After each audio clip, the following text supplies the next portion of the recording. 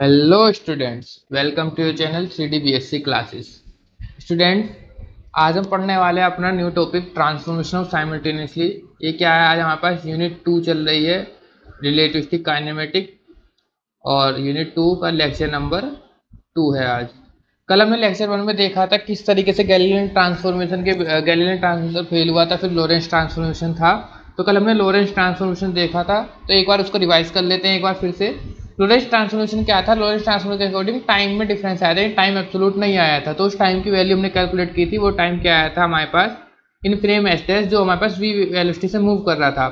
वो टाइम था हमारे पास t is equal to gamma T minus X V upon C square, where gamma क्या था हमारे पास? Where gamma is under root of one upon under root of 1 minus V square by T square. ऐसे ही हमने उसकी position देखी थी। पोजीशन क्या आई थी? X dash is equal to gamma X minus V T. ठीक है, तो ये कल ड्राइव दिया था लॉरेंस ट्रांसफॉर्मेशन से। आज इन्हीं का यूज करते हुए हम देखेंगे transformation of simultaneously length contraction and time dilation.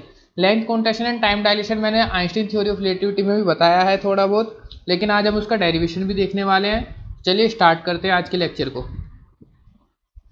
तो ट्रांसफॉर्मेशन ऑफ साइमल्टेनिटी और रिलेटिविटी ऑफ साइमल्टेनिटी है क्या? सबसे पहले हम समझते हैं कि साइमल्टेनिटी है क्या। दो घटनाओं का एक ही टाइम पर होना ही हमारे पास क्या है? साइमल्टेनिटी है। यानी कि when two events happen at same time then it is called simultaneity. ठीक है, यानी दो, सपोज करो कि एक साथ दो बम फटते हैं कहीं पर, तो उसे क्या बोलेंगे? एक ही टाइम पर दो घटना हो रही है, उसे साइमल्टेनिटी बोलते हैं। फिर the events which are happening simultaneously in a frame of reference, जो एक फ्रेम ऑफ रेफरेंस में हो रहे हैं एक ही टाइम पर, इसको मैं एक्सप्लेन करूंगा अच्छे से एग्जांपल के साथ। These two events will not be simultaneous in another frame of reference. This is called relativity of simultaneity, means simultaneity is not absolute, it is relative. अब ये तो हो गई थियोरेटिकल बात। अब देखते हैं इसे प्रैक्टिकली कैसे समझे।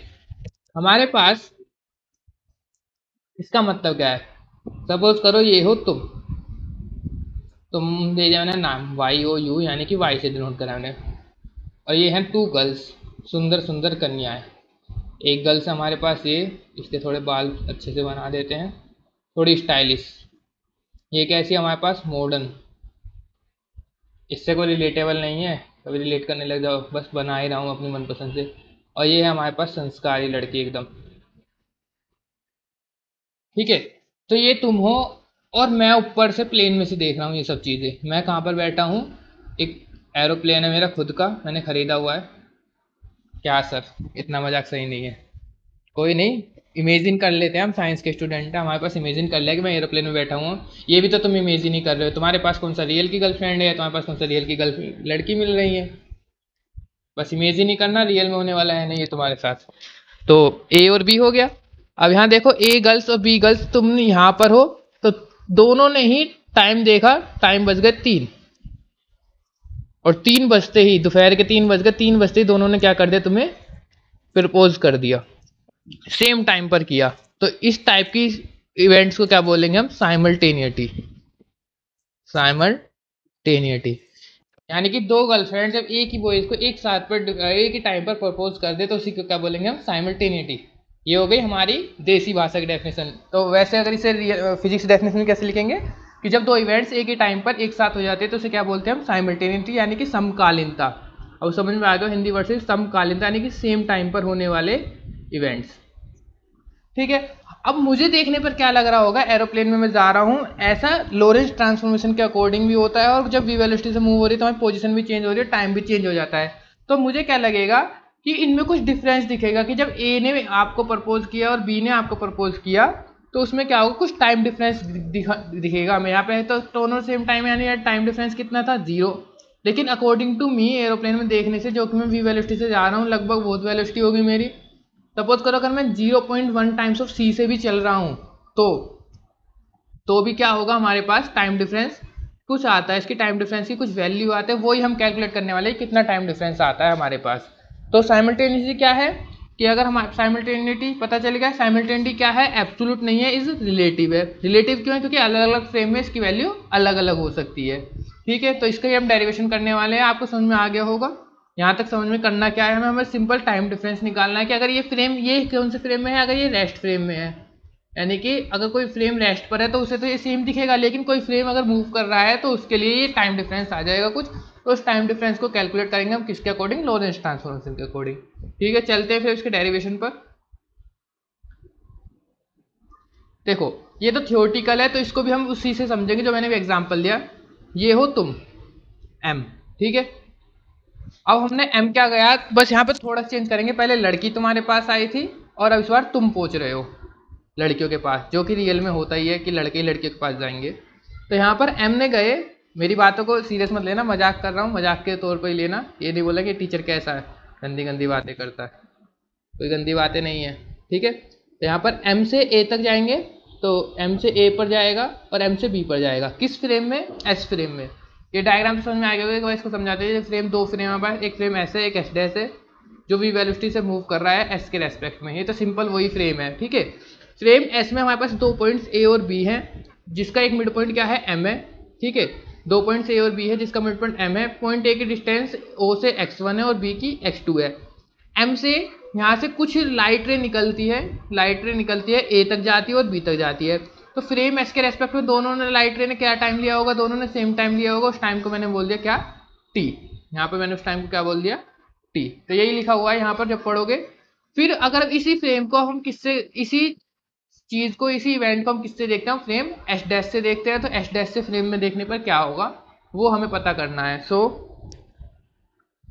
हमारे पास इन फ्रेम एस डैश ए तक पहुंचने में टाइम मैंने मान लिया टी ए डैश, तो वो क्या होगा, देखो हमारे पास जब फ्रेम एस में था तो टाइम लग रहा था यहाँ से यहाँ तक टी, ए यहाँ से लेके यहाँ तक का टाइम टी, और इसके कोऑर्डिनेट्स क्या हो जाएंगे, x1 0, 0, इसके कोऑर्डिनेट्स हो जाएंगे x2 0, 0, ठीक है।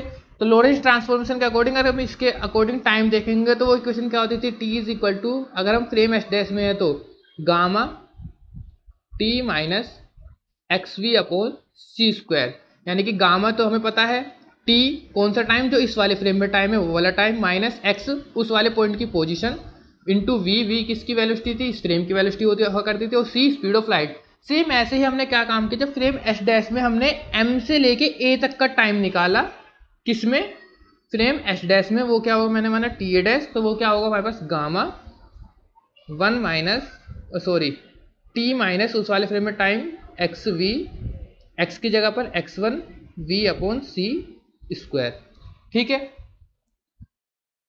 और ऐसे ही m से लेके b तक का मैंने बनाया टी बी गामा, उसमें भी टाइम t लग रहा है फ्रेम एस में, तो t माइनस x2v, उसकी पोजीशन x2 है, डिवाइडेड बाय सी स्क्वायर। अब देखो दोनों की वैल्यू अलग अलग है, यानी कि कुछ तो डिफरेंस आया ही होगा, तो उस डिफरेंस को हमें निकालना है। So delta T is equal to, हम क्या करेंगे यहाँ पर, T B dash minus T A dash, और ये टी डैश मान लिया क्योंकि हम फ्रेम एस डैश के डिफरेंस की बात कर रहे हैं।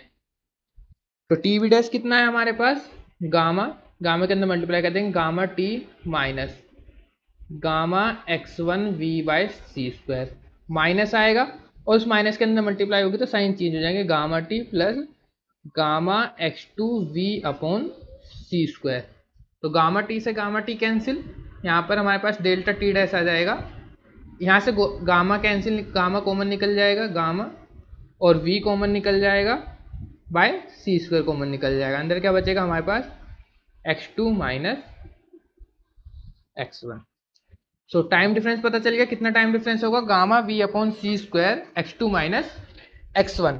अगर यहाँ पर हमारे पास फिर वही हम उसके अकॉर्डिंग देखें कि v की वैल्यू c से बहुत कम है, तो यही टाइम डिफरेंस उसमें भी हमें क्या दिखेगा, जीरो ही दिख रहा होगा, ठीक है। तो आई होप आपको यहाँ तक तो समझ में आ गया होगा। तो इसको हम क्या लिखेंगे इसके बाद, एक सेकेंड, तो यहाँ से हम निष्कर्ष निकाल सकते हैं। So here delta T dash is not equal to zero, it means simultaneity is relative, not absolute, ठीक है। तो समझ में गए होगे, एक ऐसे ही समझ सकते हो कि अगर तुम धरती पर खड़े होकर किसी बॉम्ब ब्लास्ट को देख रहे हो, 2 बॉम्ब ब्लास्ट हो रहे हैं तुम्हारे पास और वो दोनों t बराबर 3 सेकंड पर होते हैं, यानी दोनों का टाइम तुम्हें क्या दिखेगा, 3 सेकंड दिखेगा। लेकिन वही अगर मैं ये चीज़ प्लेन में से देख रहा हूँ तो प्लेन में से मुझे क्या दिखेगा, कुछ ऐसा दिखेगा कि ये बॉम्ब पहले ब्लास्ट हो गया, फिर उसके बाद थोड़ी देर बाद ये ब्लास्ट हुआ है।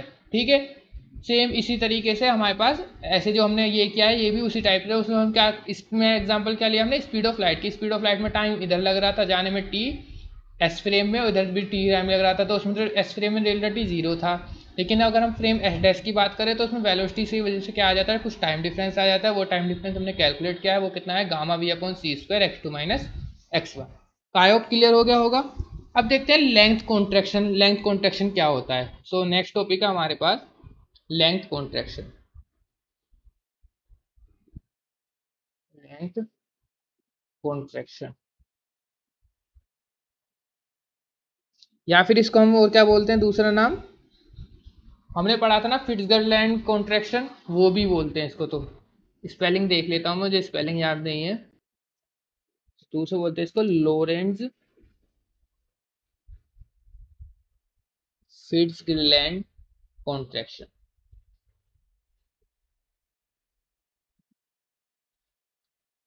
अब इसके अकॉर्डिंग क्या है,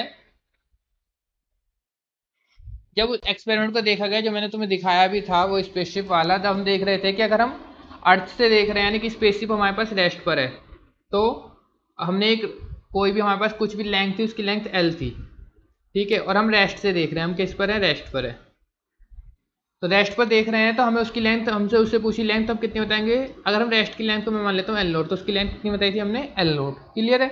अब यही हमारे पास जिस भी चीज़ में रखा हुआ है, जिस भी फ्रेम में, वही फ्रेम मूव करने लग जाए किससे, वी वेलोसिटी से। तो हमारे पास जब हम वी वेलोसिटी से वो फ्रेम मूव करता है, यानी कि कोई भी वी वेलोसिटी से हम देख रहे होते हैं उसको अलग फ्रेम में, जो वेलोसिटी वी से मूव कर रहा है, तो उसमें क्या हो जाता है, उसकी लेंथ में क्या हो जाता है, थोड़ा कॉन्ट्रैक्ट कर जाती है, यानी लेंथ क्या हो जाती है, थोड़ी कम हो जाती है।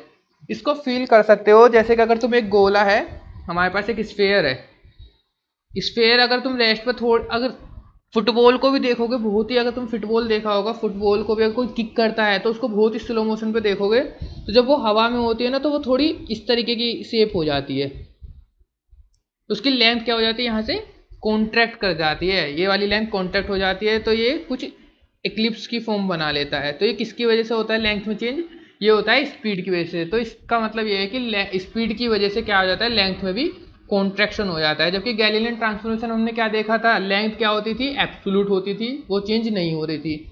लेकिन अब लोरेंट्स के अकॉर्डिंग या लेंथ कॉन्ट्रैक्शन हम क्या देखेंगे कि वो लेंथ भी क्या हो जाती है, कॉन्ट्रैक्ट कर जाती है, कम हो जाती है। और हमने डेरिवेशन हमने ये देखा भी है, वो क्या आता था, L is equal to L naught one minus V square by C square, यही होता था। शायद वहाँ पर अंडर रूट भी था, मुझे ध्यान से याद नहीं है, अभी डेरिवेशन करेंगे तो पता चल जाएगा। L is equal to L naught, तो इतने का कॉन्ट्रैक्शन आ जाता है। ठीक है, चलो इस डेरिवेशन को स्टार्ट करते हैं। तो वही हमारे पास दो फ्रेम है यहाँ पर, तो उससे पहले देखते हैं, the length measured in A rest frame is called absolute length. ये मैंने बताया था, जो हमारे रेस्ट फ्रेम में लेंथ होगी उसकी एब्सोल्यूट लेंथ होगी। It is noted by L nought and it remains same in all rest frame. Rest frame में क्या होती है, वो सेम होती है। But Lorentz Fitzgerald D suggested that the length of body which is moving with the velocity v, यानी कि अगर कोई बॉडी है जो v वेलोसिटी से मूव कर रही है, उसकी लेंथ क्या हो जाती है, हमें कॉन्ट्रैक्ट दिखती है। तो इसी कॉन्ट्रैक्ट को क्या बोलते हैं, हम लेंथ कॉन्ट्रैक्शन बोलते हैं। तो वही डेफिनेशन लिखी हुई है सेम जैसा उसमें बताया था। अब देखते हैं इसका derivation. So there are two frames s and s dash is moving with the velocity v relative to frame s। देखो यहाँ तक तो सेम वही है कि हमारे पास दो फ्रेम्स है, एक फ्रेम s है, एक फ्रेम s डैश है। हमारे पास एक रोड है जिसकी लेंथ क्या है, एल नोट है, और रियल लेंथ यानी कि रेस्ट फ्रेम में लेंथ क्या है, एल नोट है, जिसके कोऑर्डिनेट्स क्या हैं, कोऑर्डिनेट्स नहीं होंगे यहाँ पर, whose final and initial points, यहाँ पर लिख लेना, whose final and initial points are x1 and x2 in frame s and x1 dash and x2 dash in frame s dash. ठीक है, यहाँ तक तो क्लियर हो गया होगा। सो लेंथ क्या होगी, एल नोट, ये क्या होगी, L note x2 minus x1 किस फ्रेम में, s फ्रेम में, और इस वाले एच डैश फ्रेम में क्या हो जाएगी, x2 dash minus x1 dash. ठीक है, तो ऐसे लिखेंगे, द लेंथ ऑफ रोड। देखो इसको ध्यान से समझना है, यहाँ से डायरेक्शन स्टार्ट होता है, the length of rod in frame S. Frame S में क्या हो जाएगी, एल नोट, क्योंकि वो रेस्ट पर है फ्रेम एस, तो L nought is equal to x2 minus x1। ठीक है, अब किस में देखेंगे हम, फ्रेम एस नोट में। Now length of rod in frame S dash. तो मैंने मान लिया उसमें लेंथ एल, और वो क्या हो जाएगी x2 dash minus x1 dash. And हमें नो है, and according to Lorentz transformation, हमें x1 और x2 का रिलेशन पता ही है। लोरेंज ट्रांसफॉर्मेशन ट्रांसफॉर्मेशन वो क्या था, कल हमने देखा था x1 इज इक्वल टू, अगर x1 है तो यहाँ पे प्लस आता था, और अगर x1 डैश के रूप में लिख रहे हैं तो वो माइनस आता है। तो अभी हम x1 के अकॉर्डिंग लिख रहे हैं, तो x1 इज इक्वल टू क्या हो जाएगा, x1 is equal to gamma x1 dash plus bt। तो इसमें वैल्यू गामा की वैल्यू पुट कर देंगे तो हो जाएगा x1 dash plus bt divided by gamma क्या होता था, 1/√1 minus V square, so 1 minus V square by C square. तो यहाँ तक तो कोई दिक्कत नहीं चाहिए, ऐसे ही हम x2 कर देंगे। x2 क्या हो जाएगा, gamma x2 dash plus bt is equal to, यहाँ गामा की वैल्यू पुट कर देंगे x2 dash plus bt divided by √1 minus V square by C square. ठीक है, अब यहाँ पे x1 और x2 की वैल्यू को हम L नोट में डालते हैं। नाउ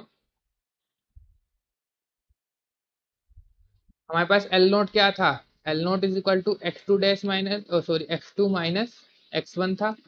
तो L नोट x2 की वैल्यू हमने निकाली, वो क्या आई है हमारे पास x2 dash plus VT divided by 1 minus V square by C square minus x1 dash plus V T divided by 1 minus V square by C square.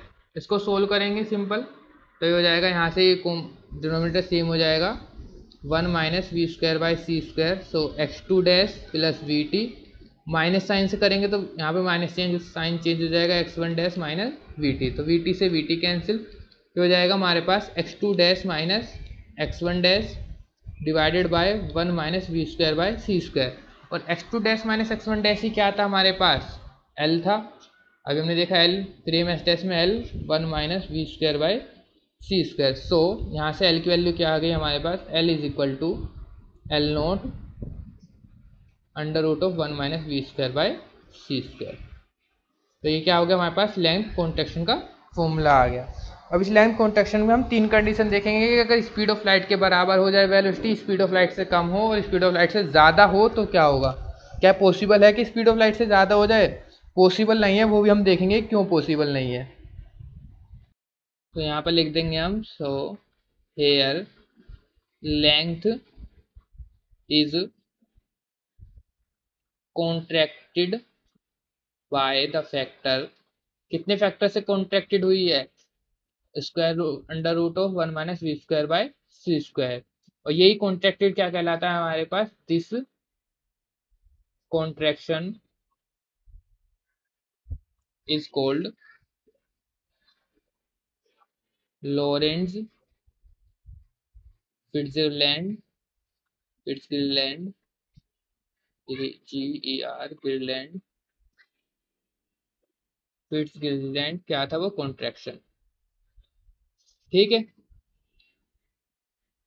Now ये तो हो गया इसका डेरिवेशन। केस देखते हैं कुछ, केस 1, इफ हमारे पास v इज इक्वल टू 0 है, अगर v इज इक्वल टू 0 है तो L क्या आएगा हमारे पास, यानी दोनों ही फ्रेम रेस्ट पर हैं, तो L is equal to L nought √1 minus 0 का स्क्वायर बाय 0 का स्क्वायर। तो ये क्या हो जाएगा हमारे पास, L is equal to L nought, यानी कि अगर दोनों फ्रेम हमारे पास सेम स्पीड, दोनों ही रेस्ट पर हैं, स्पीड पर नहीं दोनों ही रेस्ट पर है, तो लेंथ क्या होगी, सेम होगी, कोई भी लेंथ में चेंज नहीं होएगा, वो हमने देखा भी था। नाउ केस 2,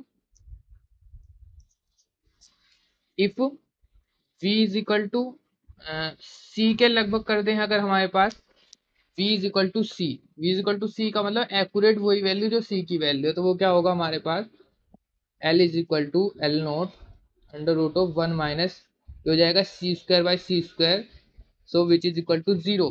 तो या किसी भी ऑब्जेक्ट की लेंथ 0 हो सकती है जबकि वो एक्चुअली में है, रियल में मतलब रियल में एग्जिस्ट कर रहा है फिर वो जीरो हो जाए, नहीं हो सकता। तो इसका मतलब क्या है कि हमारे पास हम स्पीड ऑफ लाइट कभी भी अचीव नहीं कर सकते। सो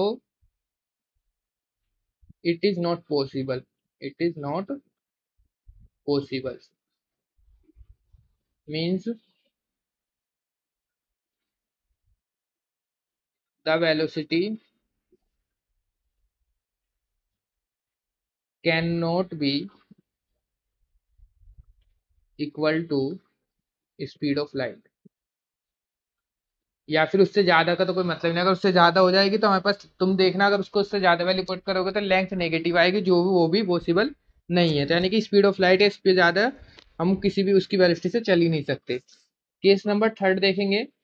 इफ अगर हमारे पास v उसके कंपेरेबल में है, लगभग लगभग v से कंपेरेबल है, v से कंपेरेबल का मतलब लगभग 0.9 c, या फिर इस केस को तो हम, ये तो वैल्यू गिवन होगी तो उसके अकॉर्डिंग ही सोल्व कर लेंगे। इसके थर्ड केस में हम देख सकते हैं अगर v की वैल्यू लेस देन c हो तो क्या काम करेंगे हम। तो l is equal to L nought under root of 1 minus V square by C square. सो अगर हमारे पास v की वैल्यू c से कम है तो हम इस ट्वेल्थ टर्म को नेगलेक्ट कर देंगे, तो l इज इक्वल टू क्या आ जाएगा हमारे पास, एल नोट ही आ जाएगा। तो ये कौन सा केस है, ये हमारे पास डेली लाइफ वाला केस है, क्योंकि हमारे पास डेली लाइफ में इतनी वेलोसिटी हम अचीव नहीं कर पाते कंपेरेबल टू सी, तो इसलिए हमें लेंथ क्या दिखती है, सभी फ्रेम्स में इक्वल दिखती है। तो ये तीन केसेस थे, आई होप आपको ये समझ में आ गया होगा। कल हम न्यू टॉपिक स्टार्ट करेंगे, टाइम डायलेशन। कल क्या स्टार्ट करने वाले हम, टाइम डायलेशन। आज ही करा देते, लेकिन आज ही इतना सब कुछ नहीं सीखना है, धीरे धीरे करना है, एक टॉपिक क्लियर हो जाना चाहिए क्योंकि एक वीडियो में, जिसको दोबारा देखना ना पड़े, ठीक है ना। तो इस डेरिवेशन को खुद से भी करना है एक बार, बहुत ही ईजी था, बहुत ही ईजी लैंग्वेज में समझाया है, ऐसे ही करना है एग्जाम में भी। तो आज हमने दो टॉपिक देखे, कल हम टाइम डायलेशन और एक और टॉपिक कवर कर लेंगे कोई सा, जो भी इस टॉपिक में आगे आएगा, जैसे कि E is equal to M C square का देख लेंगे। तो दो टॉपिक कल हम कवर करेंगे इस नेक्स्ट लेक्चर में।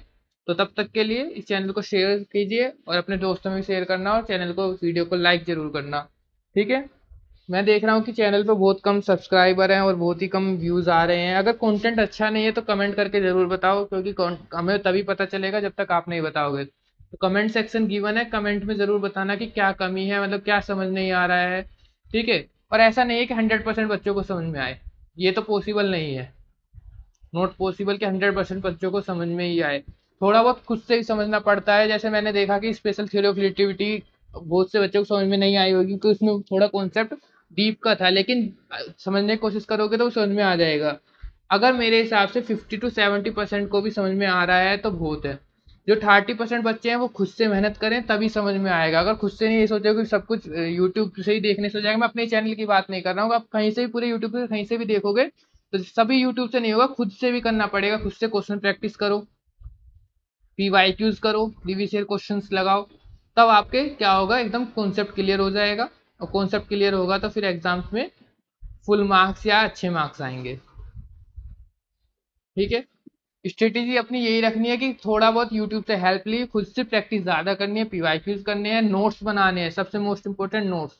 मैं नोट्स को क्यों बोलता हूँ, क्योंकि यही तुम्हारे लास्ट टाइम में यही काम आने वाले हैं, नोट्स ही, ठीक है। तो नोट्स अच्छे से बनाते जाओ। हिंदी मीडियम वाले स्टूडेंट के लिए, हिंदी मीडियम स्टूडेंट क्या काम करेंगे, मैं हिंदी में बोलता हूँ तो वो साथ के साथ भी नोट कर सकते हैं उसी चीज़ को, या फिर अपनी रेफरेंस बुक या जो अपनी हिंदी में बुक है वही रेफरेंस कर लें और समझ यहाँ से लें। तो सेम वही मैं पढ़ाता हूँ जो बुक्स में रखा हुआ है, क्योंकि मैं दोनों books, English medium plus Hindi medium, दोनों का कंटेंट देख के तब यहाँ पर आता हूँ, ठीक है। तो ये तो सोचना मत कि कंटेंट में कुछ कमी है, पूरा सिलेबस कराया जा रहा है, कोई भी टॉपिक छोड़ा नहीं जा रहा है। तो बस वीडियो के साथ लगे रहिए, अपने सिलेबस को कंप्लीट करना है, बस ऐसे ही। 2 से 3 मंथ में सिलेबस कंप्लीट हो जाएगा फर्स्ट बुक का, 2 to 3 मंथ में first book perspective of modern physics, फिर सेकंड बुक हम बेसिक इलेक्ट्रॉनिक्स स्टार्ट कर देंगे, ठीक है। तो तब तक के लिए थैंक यू, और मन लगा के पढ़ते रहिए। Tata bye bye.